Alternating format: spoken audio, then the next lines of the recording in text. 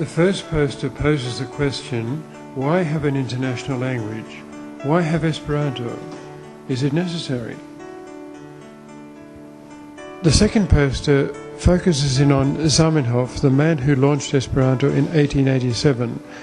His particular historic circumstances, living in the Russian Empire as a Jew, partly explain the origins of Esperanto. The third poster gives a taste of the language itself, its grammar and how it's made up. And there are exercises down the bottom for those who wish to try their luck.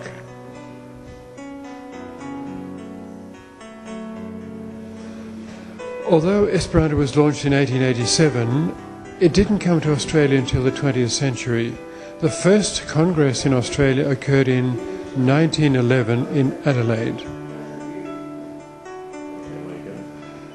Esperanto has not had an easy life. It's never been favoured by governments. In fact, it was violently suppressed by several governments, particularly that of Hitler and Stalin. Though individual governments have not favoured Esperanto, the League of Nations for a time was very interested in the use of Esperanto. UNESCO has also passed resolutions in favour of Esperanto. Unfortunately, little has come so far of those resolutions. Sometimes people are surprised to know how much literature exists in Esperanto. There are possibly 50,000 volumes, approximately half translated, half original works. These are a few samples from one private library. On a more personal level, there are many international marriages through Esperanto, and Esperanto has also been very useful to people who've come as migrants to South Australia, and they've been helped by local Esperantists to find a place to live, job, etc. Despite all its problems, Esperanto is now a permanent part of the international cultural landscape. The language is spoken in every continent and in a very large number of countries. It's even the everyday language of an increasing number of international couples. Many people, including professional linguists, have assumed a priori that Esperanto cannot work. In fact, that is quite false. It can be used just like any other language for any purpose.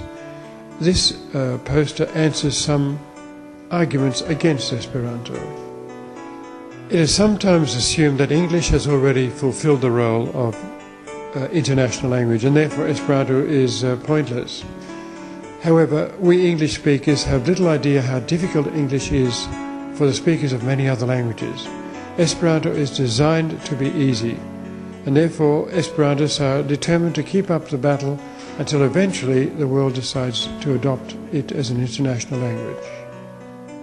Some internationally famous people have been Esperantists, such as Leo Tolstoy. Even Australia has had a sprinkling of people prominent either within the Esperanto movement or in other ways as well.